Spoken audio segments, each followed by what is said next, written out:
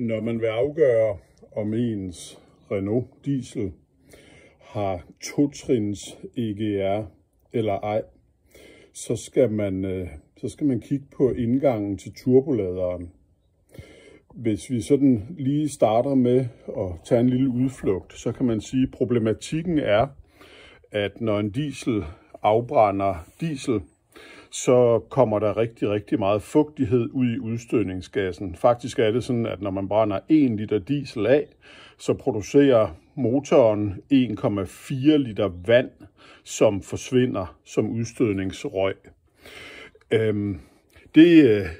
Det er normalt fuldstændig uproblematisk, men i vinterhalvåret, så bliver det et problem, fordi luften fra turboladeren bliver ledt via den her rørforbindelse ned til intercooleren, som sidder hernede.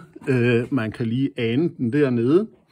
Og ude forfra, der kommer luften, fartvinden kommer hamrende ind.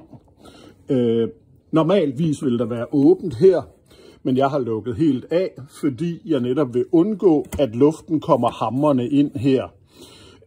Det der er problemet ved, at luften kommer hamrende ind, det er, at intercooleren hernede, den bliver meget kold, den kommer under frysepunktet, og det vil sige, at al fugtigheden, som kommer ind langs med røret, det sætter sig som fast is, som man forestiller sig som rim inde i intercooleren.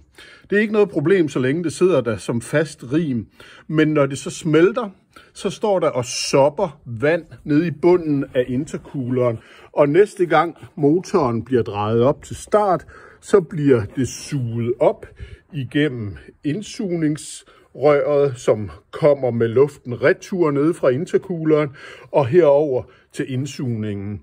Og så får man det, der kaldes hydrolok, at der kommer vand ind over stemplerne, som forhindrer dem i at dreje og suge op og ned, fordi vand jo er inkompressibelt. Hvordan afgør man så, om motoren har totrins EGR eller ej? Så der er vi nødt til at kigge lidt hen i retning af turboladerens indtag. Hvis vi kigger herover, så kan vi se, og det er jo altså en Clio 4 fra 2015, der står model her. Herover har vi luftfilteret. Luftfilteret har sin fleksible slange, som går herover til, og der kan man se hernede, at den hernede, den går ind til intercooleren. Til turboladeren. Hvis vi kigger længere nede, hernede, så kan man måske se, jeg skal prøve at se, om jeg kan lyse ordentligt på det, at der sidder et spændebånd der, hvor der faktisk kommer en slange nedefra. Den her slange, den går ind i et Y-stykke heroppe, som leder ind til turboladeren. Det, der kommer nedefra, det er udstødningsgas, som kommer nede fra EGR-køleren. Man køler udstødningsgassen lidt, sådan, så man ikke får en masse varm udstødningsgas med ind i turboladeren. Og det vil sige, dernede fra, der kommer fugtigheden.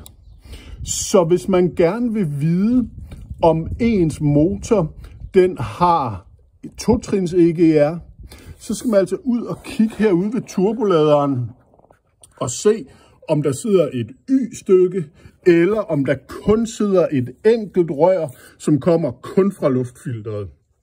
Man kan ikke regne med, om den er Euro 5 eller Euro 6, fordi den her bil, det er fuldstændig korrekt, som nogen har kommenteret, man må meget gerne slå nummerpladen op, og så gå ind for eksempel på motorregister.dk eller nummerplade.net, eller hvad man nu har, man bruger af platform til det, så vil man se, at det her det er faktisk en Euro 5-bil. Men det er en af de sene Euro 5-biler, og derfor er man allerede begyndt i produktionslinjen hos Renault, der er man allerede begyndt at lave bilen, så den er klar til Euro 6.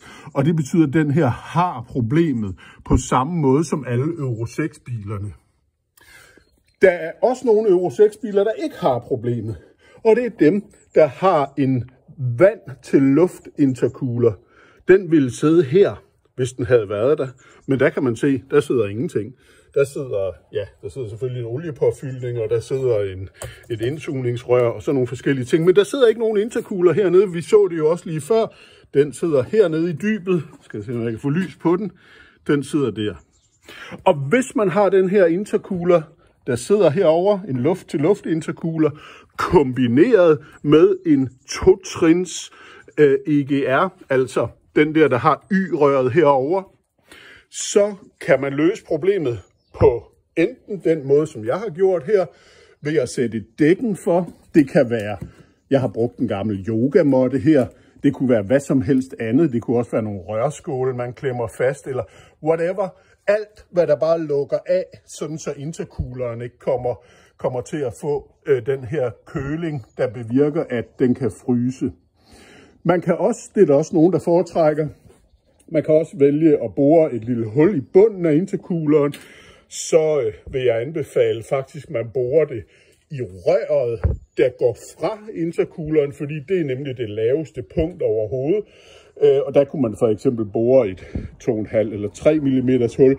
Det man også på amerikansk kalder for et weep hole. Det er også en mulighed at gøre det. Det bevirker dog, at den lille smule olieslam og udstødningsslam, der kommer med, at det kan dryppe lidt ned på de pæne fliser på indkørslen. Men hvis man er ligeglad med det, så er det en fin løsning. Man får ikke nogen motorfejl ud af det, fordi det er så lille et hul, og turboladeren har så rigelig overkapacitet, så det er ikke sådan, man skal ikke køre rundt og forvente, at nu mister man kræfter, eller motorlampen pludselig lyser. Yes. Det var mit bud på det her. Jeg vil anbefale folk at gøre noget ved det. Det er en fremragende bil, men det er pisse ærgerlig fejl. Så sørg for at få den forebygget. Det er meget sjovere at forebygge den.